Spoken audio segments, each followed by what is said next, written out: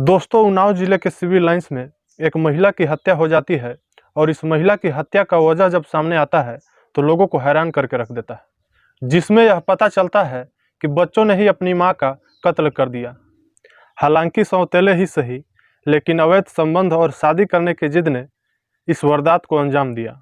और इस महिला की हत्या का वजह जब सामने निकल कर आता है तो किसी को विश्वास ही नहीं होता है कि ऐसा भी हो सकता है। आखिर दोनों भाई बहन अपने ही मां का कत्ल क्यों कर देते हैं, चलिए समझते हैं आज के इस वीडियो में।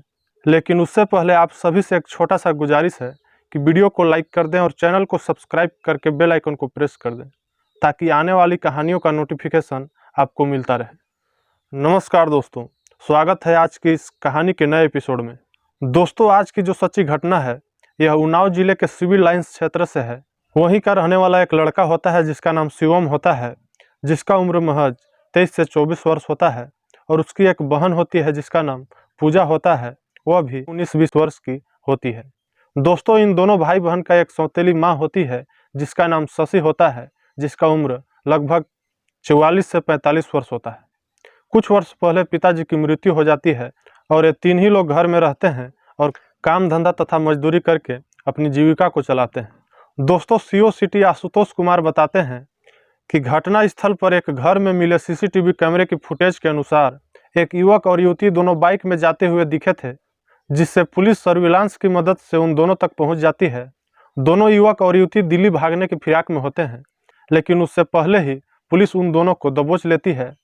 और जब पुलिस पूछताछ करती है तो पता चलता है कि ये दोनों भाई बहन हैं और दोनों एक दूसरे को चाहते हैं, प्यार करते हैं और शादी करना चाहते हैं।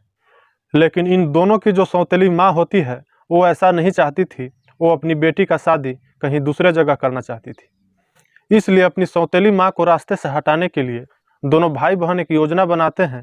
दोस्तों, पुलिस के पूछताछ के दौरान शिवम यह बताता है कि वह अपनी बहन पूजा से बहुत प्यार करता है और उसी से शादी करना चाहता है।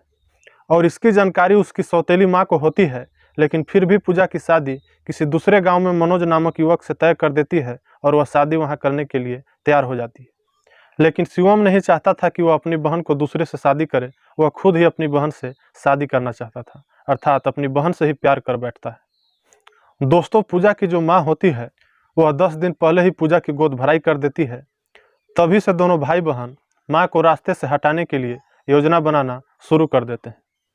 दोस्तों, हत्या आरोपी जो शिवम होता है वह कानपुर के एक होटल में काम करता था और दोनों भाई बहन इस योजना की ओर बढ़ते हैं। और फाइनली शिवम जिस होटल में काम करता था उसी होटल से अपने साथ में एक चाकू लेकर अपने घर जाता है और घर पहुंचकर दोनों भाई बहन इस वारदात को अंजाम देने के लिए तैयार हो जाते हैं।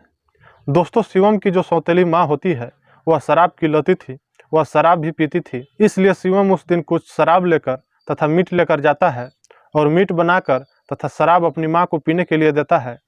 और जैसे ही उसकी माँ शराब के नशे में होती है और मौका मिलते ही शिवम जिस चाकू को वह होटल से लेकर आया था उसी चाकू से माँ की हत्या कर देता है। और इसकी खबर आस पड़ोस को भी न पता चले, इसके लिए वह तकिए से मुंह को दबा देता है और इस प्रकार की घटना को अंजाम देते हैं। और दोनों भाई बहन सुबह भोर में ही उठ जाते हैं और बाइक में सवार होकर मुंह से कपड़े बांध लेते हैं और भागने लगते हैं। लेकिन घटना स्थल पर ही एक आदमी के घर सीसीटीवी कैमरे के फुटेज में उन दोनों का चेहरा आ जाता है, जिससे सर्विलांस की मदद से पुलिस उन दोनों तक पहुंच जाती है और उन दोनों को धर दबोच लेती है। और जब पुलिस इन दोनों भाई बहन से सख्ती से पूछताछ करती है तो जो मामला सामने निकल कर आता है वह जानकर सभी लोग हैरान हो जाते हैं और किसी को भी विश्वास ही नहीं होता है कि अपनी माँ का ही कत्ल अपने ही बच्चे कर सकते हैं। दोस्तों, यह घटना न्यूज़ समाचार के माध्यम से तेजी के साथ फैल जाती है और जब लोगों को यह पता चलता है तो सभी लोग यह जानकर चौंक जाते हैं, हैरान हो जाते हैं। तो दोस्तों, इस प्रकार की घटना के बारे में आप क्या कहना चाहोगे, नीचे कमेंट में हमें ज़रूर बताइएगा। और अभी तक आपने वीडियो को लाइक नहीं किया है तो प्लीज़ वीडियो को लाइक कर दें और चैनल को सब्सक्राइब करके हमारे साथ जुड़ जाएं, क्योंकि इस चैनल पर इस प्रकार से मज़ेदार एवं सच्ची कहानियाँ मैं लेकर आते रहता हूँ। तब तक दीजिए हमें इजाज़त। मैं मिलता हूँ आप सभी से किसी नेक्स्ट वीडियो में नए टॉपिक के साथ नई कहानी लेकर। नमस्कार।